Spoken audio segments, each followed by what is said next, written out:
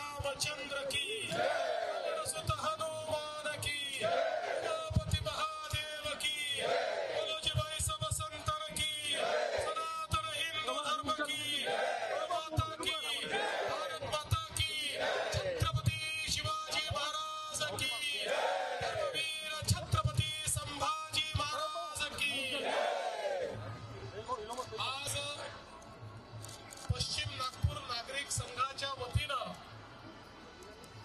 रामनवमीच्या निमित्ताने आयोजित या शोभायात्रेच्या सुवर्ण महोत्सवी वर्षामध्ये मंचावर उपस्थित असलेले आपल्या सर्वांचे लाडके नेते आणि मार्गदर्शक आदरणीय नितीनजी गडकरी, पूर्व राज्यपाल आणि ज्येष्ठ नेते आमचे मार्गदर्शक आदरणीय बनवारीलालजी पुरोहित, आमचे आपल्या राज्याचे महसूल मंत्री चंद्रशेखरजी बावनकुळे, सन्माननीय अजयजी संचेती, विकासजी ठाकरे, सुधाकरराव कोहळे, प्रकाशजी गजबे, परिणिती फुके, रवीजी वाघमारे, जयप्रकाशजी गुप्ता, श्यामजी पत्थरकिने, राजूजी कडोले, शिवानीताई दाडी, प्रवीणजी महाजन, माझी पत्नी अमृता या ठिकाणी मंचावर उपस्थित आपल्या पश्चिम नागपूर नागरिक संघाचे सर्व पदाधिकारी, या शोभायात्रा समितीचे सर्व पदाधिकारी, कोणाचं नाव सुटलं असेल तर मी क्षमा मागतो, पण लिहून देणाऱ्याची चूक आहे, माझी चूक नाही आहे, आणि उपस्थित सर्व रामभक्तांनो, मी आपल्या सर्वांना श्री रामनवमीच्या अतिशय मनापासून शुभेच्छा देतो।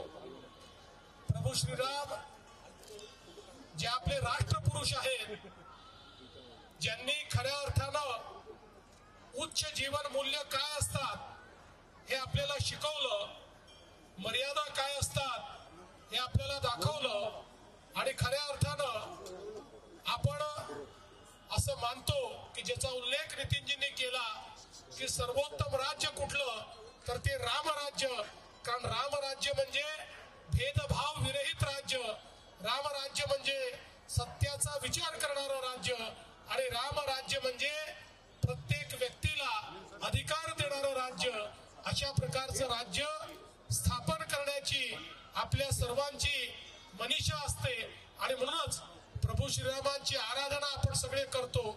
खऱ्या अर्थानं आपल्याला कल्पना आहे की प्रभू श्रीरामांनी सामान्य माणसांना एकत्रित करून एक असं सैन्य तयार केलं की ज्या सैन्याने असुरी शक्तीचा विनाश केला, आणि त्यातनं प्रभू श्रीरामांनी आपल्याला सांगितलं की असुरी शक्ती संपवण्याकरता कुठल्या अवतारी पुरुषाची आवश्यकता नाही आहे, प्रत्येकाने आपल्यातला राम जर जिवंत केला तर आपण असुरी शक्ती ही संपवू शकतो। आणि म्हणूनच आपण प्रभू श्रीरामांचं या ठिकाणी वंदन करतो, त्यांचं अभिवादन करतो, आणि आज या शोभायात्रेच्या निमित्ताने मला अतिशय आनंद आहे की समोर एक झाकी संविधानाची देखील दिसते आहे। भारताचं संविधान, ज्या संविधानाला 75 वर्ष पूर्ण झाले, आणि या संविधानाने देखील आपल्याला जे रामराज्य महात्मा गांधींनी अपेक्षित केलं होतं त्या अनुरूप डॉक्टर बाबासाहेब आंबेडकर यांनी आपलं संविधान तयार केलं, आणि त्याचीही प्रतिकृती आज या ठिकाणी आपल्याला पाहायला मिळते। आपल्या संविधानामध्ये देखील जी वेगवेगळी चित्र आहेत त्या चित्रांमध्ये प्रभू श्रीराम आणि सीता मातेचं चित्र हे आपल्या संविधानावर अंकित आहे, त्याची झाकी देखील या ठिकाणी आपल्याला पाहायला मिळते आहे। मला असं वाटतं ही अतिशय चांगल्या प्रकारची एक बाब आहे, कारण आज आपलं संविधान हे आपल्याकरता रामराज्य आणण्याचं उपकरण आहे। म्हणून मी पुन्हा एकदा आपल्या सर्वांचं मनापासून अभिनंदन करतो। गेले 50 वर्ष अविरत अशा प्रकारे ही शोभायात्रा या ठिकाणी चाललेली आहे।